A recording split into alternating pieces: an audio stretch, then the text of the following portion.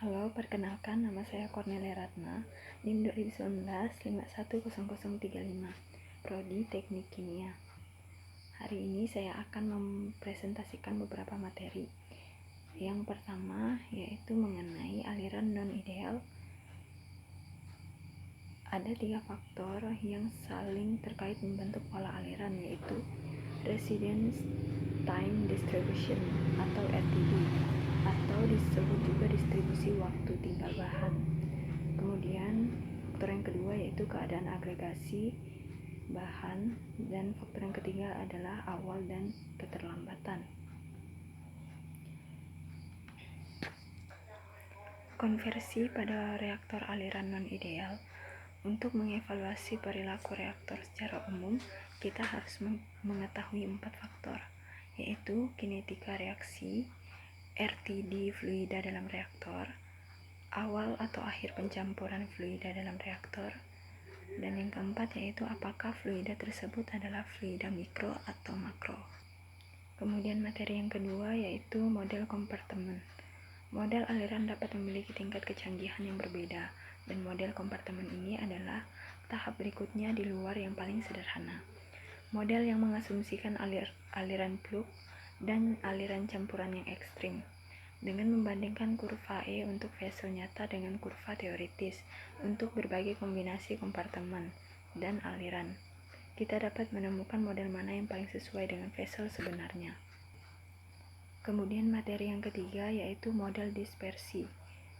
Model-model berguna untuk mempresentasikan aliran dalam bejana nyata, untuk peningkatan skala, dan untuk mendiagnosis aliran yang buruk. Model dispersi berlaku untuk aliran turbulen dalam pipa, aliran laminar dalam tabung yang sangat panjang, tungku poros, saluran panjang, dan konveyor skrup, dan lain-lain. Bilangan dispersi bejana D/UL adalah hasil kali 2 suku. Temuan untuk aliran dalam pipa mempresentasikan aliran turbulen, tetapi hanya mempresentasikan aliran streamline dalam pipa ketika pipa cukup panjang untuk mencapai keseragaman radial dari puls pelacak. Pertimbangkan reaktor kimia aliran tetap dengan panjang L yang melalui fluida mengalir dengan kecepatan konstan U, dan di mana bahan bercampur secara aksial dengan koefisien dispersi D. Biarkan reaksi orde N terjadi. Keseimbangan bahan dasar untuk setiap komponen reaksi adalah input sama dengan output ditambah penghilangan oleh reaksi ditambah dengan akumulasi. Kemudian materi yang selanjutnya yaitu model Tang in series. Model dispersi memiliki keuntungan karena semua korelasi untuk aliran dalam reaktor nyata selalu menggunakan model ini.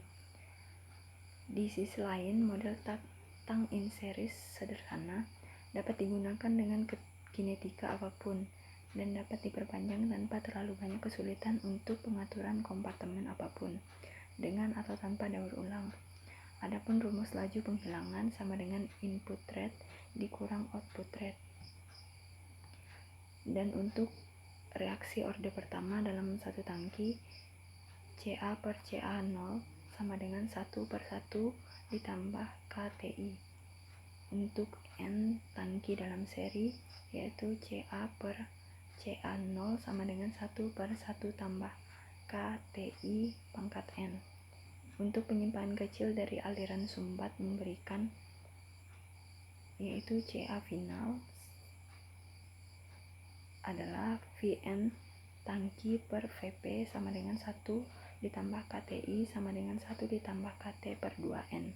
Kemudian untuk volume yaitu Can tangki per Cap sama dengan 1 ditambah KTI pangkat 2 per 2N. Dan materi yang berikutnya yaitu model konveksi untuk aliran laminar. Rezim difusi murni bukanlah rezim yang sangat menarik karena mewakili aliran yang sangat lambat. Gas cenderung berada dalam rezim dispersi, bukan rezim konveksi murni. Cairan bisa berada dalam satu rezim atau lainnya. Cairan yang sangat kental seperti polimer cenderung berada dalam rezim konveksi murni. Solusi numerik tidak praktis, rumit untuk digunakan.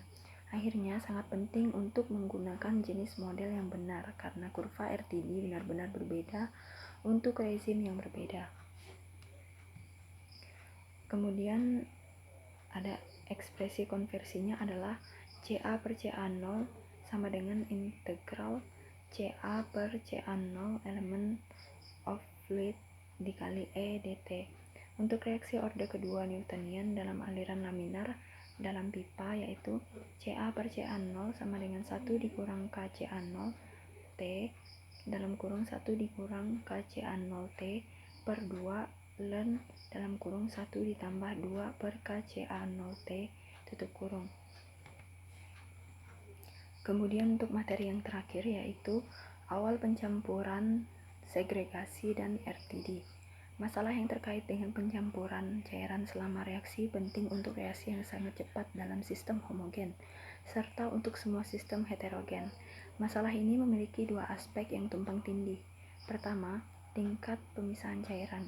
Apakah pencampuran terjadi pada tingkat mikroskopis atau pencampuran molekul individu atau tingkat makroskopik atau pencampuran kelompok? Dan kedua, awal pencampuran apakah cairan bercampur lebih awal atau lebih lambat saat mengalir melalui bejana. Kedua konsep ini saling terkait dengan konsep RTD, sehingga agak sulit memahami interaksinya. Demikian presentasi dari saya ucapkan terima kasih.